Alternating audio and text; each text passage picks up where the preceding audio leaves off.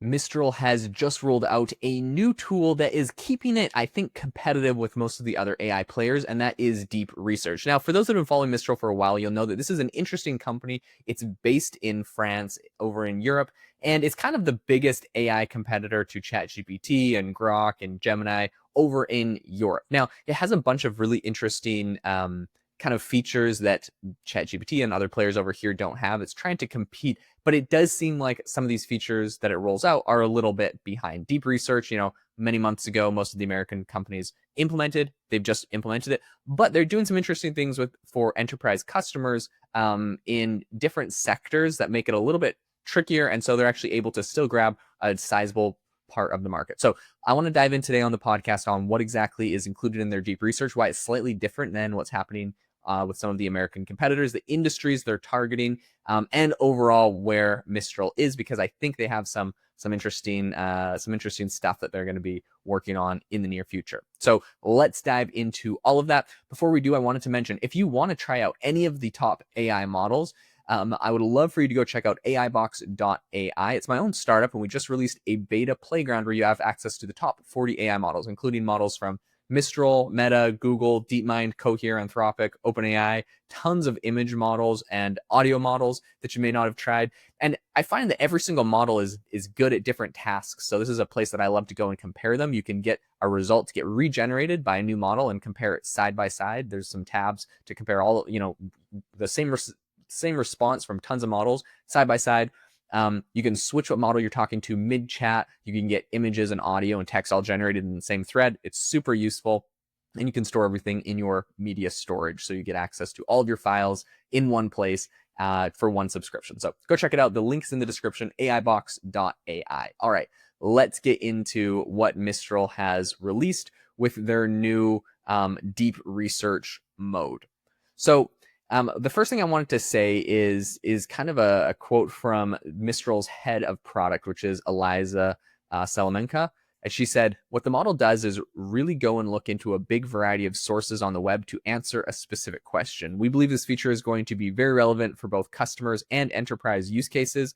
For consumers, because it can research travel and provide an exhaustive analysis of the best travel plans. And for enterprise work, it can do exhaustive research." Okay, personally, the exhaustive research is what I'm excited about.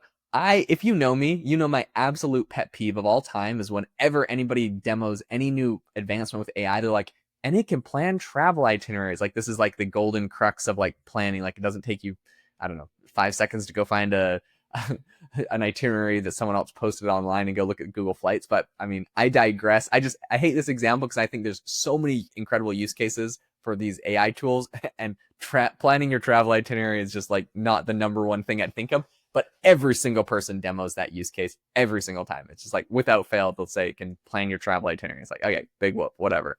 Maybe there's a bigger thing for some people than me. I have no idea. I usually just kind of wing it, but I don't know, whatever.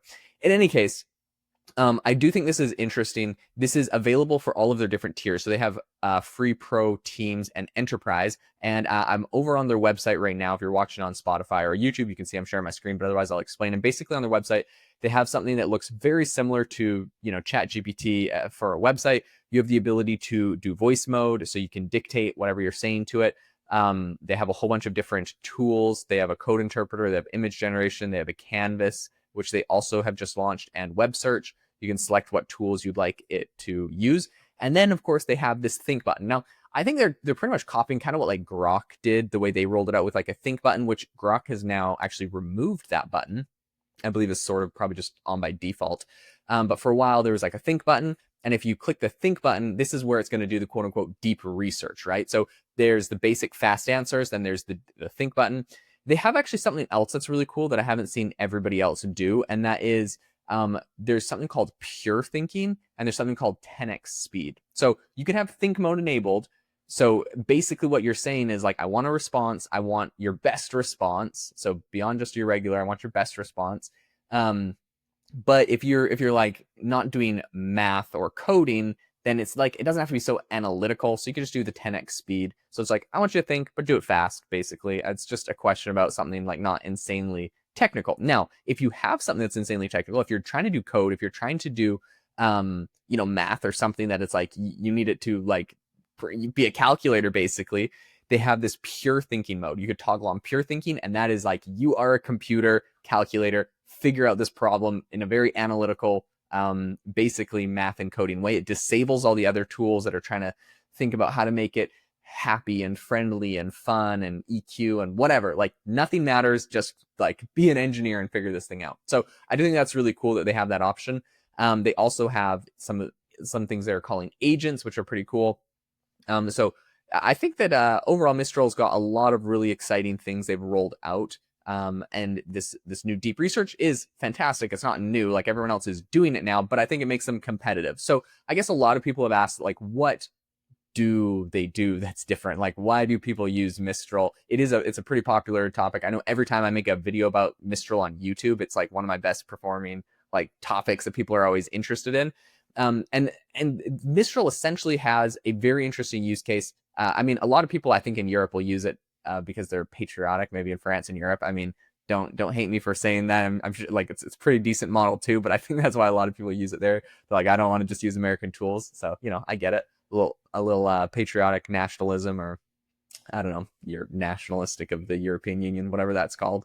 In any case, one thing that I think is like a very real use case and set of customers that they serve is enterprise. They're doing some very interesting things for enterprise across the world.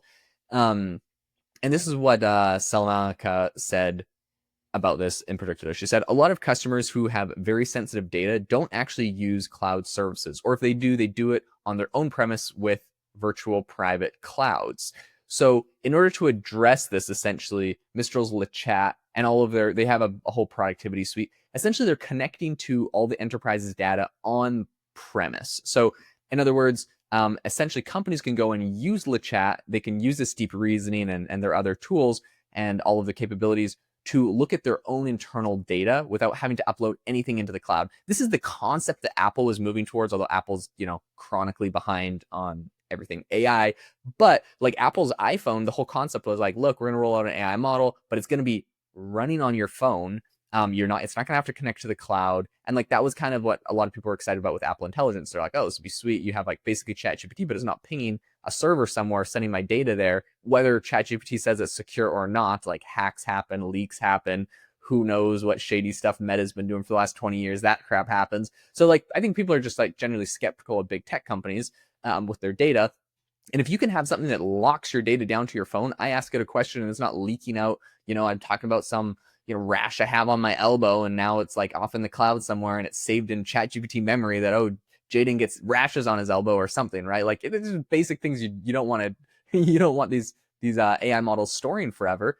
So that's the cool thing about having it on device. Now, for users, this is obvious. For companies, it's especially obvious. You have trade secrets, you have IP, you have all sorts of things that are confidential that you don't want leaked, you don't want anyone to ever get access to. And so this is one of the big use cases that Mistral is serving, essentially.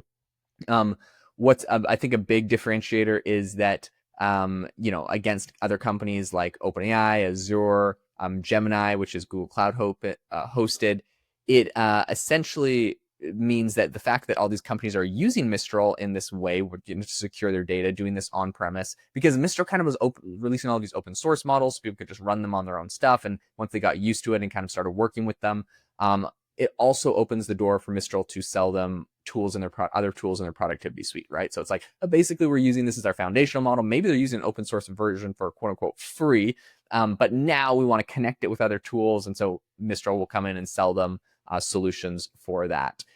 This is specifically what they said. They said, quote, a big part of our value proposition, especially when we release LeChat Enterprise, is that we want to make things like Microsoft Excel and Google Docs and that kind of Office suite work seamless with our capabilities.